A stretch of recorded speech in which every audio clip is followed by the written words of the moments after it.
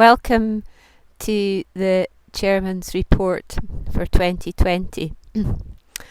Most of the year's activities have been determined by the pandemic lockdown and related COVID-19 response.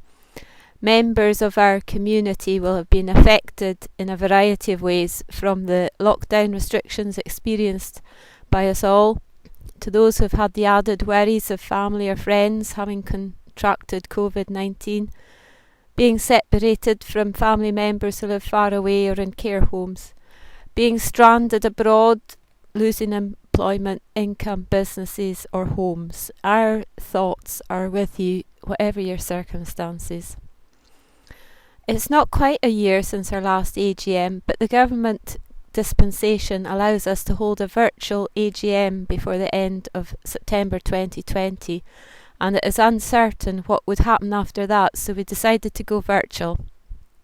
This is something we are getting used to, and we now regularly use Zoom, sometimes other video conferencing facilities. We attend webinars. We've also recorded videos as means of communicating with the community. It's not to say that this is ideal, as internet connections can freeze or drop out altogether, and discussions by video internet can be difficult.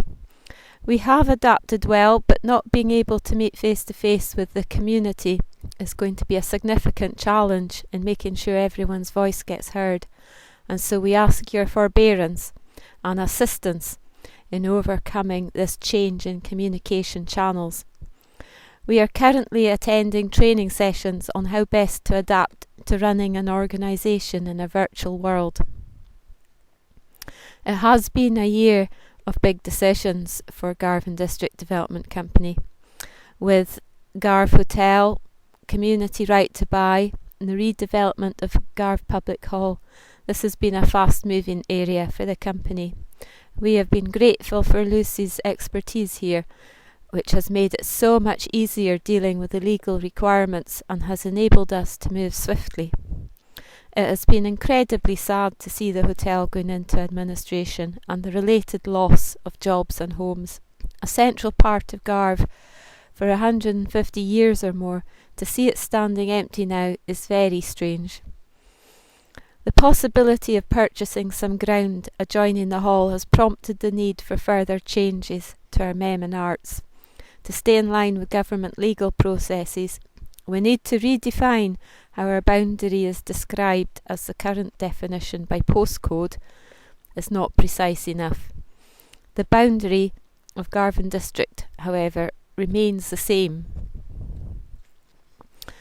3 major projects were making good progress in the early part of the year: Garve Public Hall, Green for Go, and Activate Garve District, when COVID-19 struck and we went into lockdown.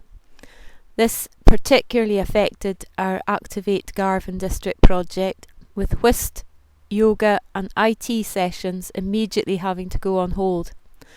Marvin has explored lots of lockdown activities as a result, and we are delighted that Zoe has taken the role of youth advisor, and she has been looking specifically at activities for under 16s. Our other projects were able to continue as we adjusted to working virtually. Ewan was appointed as Energy Officer and started on preparation work for Green for Go, a very exciting and wide-ranging project looking at home energy efficiency, community energy generation, community transport and carbon reduction. In addition to those existing projects, the company looked at what it could do to help residents cope with the problems of suddenly being in lockdown. We worked closely with LCT to enable a community grant issued per household, and looked at a variety of actions that assist our community. Ustian and Gemma worked to set up food and hot meal deliveries, and volunteers came forward with offers of help. The Garve District COVID-19 Facebook page has become an easily accessible means of information exchange, and the community's online hub, garve.org, has been in constant use to keep the community updated, not just from the development company but the other groups as well. So don't forget, the hub is for everyone, Phase 2 of the hub development was completed at the turn of last year, with extra features for community group pages and business listings. We have 149 members signed up to the hub, so it is a good way to let our community know your business is there. Thanks to Blair from DOPAD, the community hub is a work in progress, and we look forward to phase 3 and receiving your views about any improvements.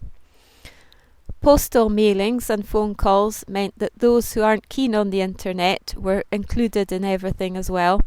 We have been reflecting on the changing scene around communications both within our demographic and in the wider world, and have observed that there is no one-size-fits-all solution, but will continue to make sure everyone is reached. Many of the community groups have had to put their projects and activities on hold while social distancing and gatherings are restricted. We look forward to resuming activities when it is safe to do so. A huge thank you goes to all volunteers, directors and staff who helped during the COVID-19 response.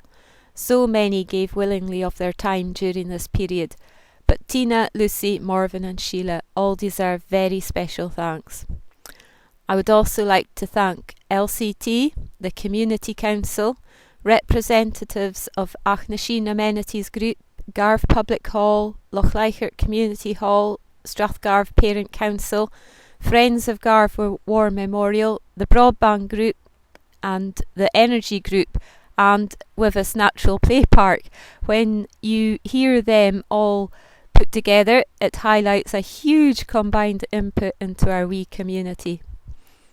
I acknowledge that there are differing views on specifics at times, and it would be strange if there weren't, but hope to be able to agree a common way forward. The Development Company, LCT and the Community Council continue to aim for joint meetings as COVID-19 restrictions allow. So we have some hellos and goodbyes.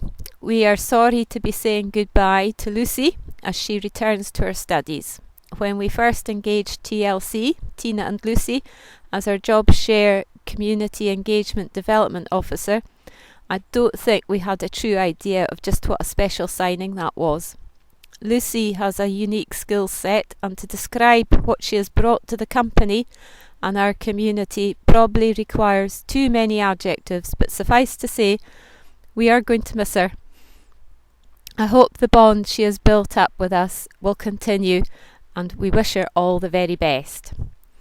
We say goodbye to Ustjan and Gemma as directors and want to thank them for their hard work and dedication to the company of the community.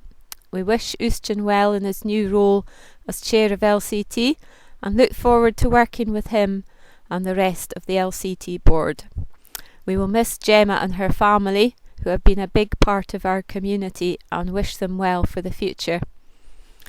Zoe has stepped down as director but remains with us as youth advisor, and we look forward to her continued input. A big hello to Mike and Andrew, our two new directors. Great to have them on board and the experience and skills they bring. And we also welcome Yvonne as our new job share CDO, along with Tina, and I'm sure you'll all get to meet her in the coming year and get to say hello.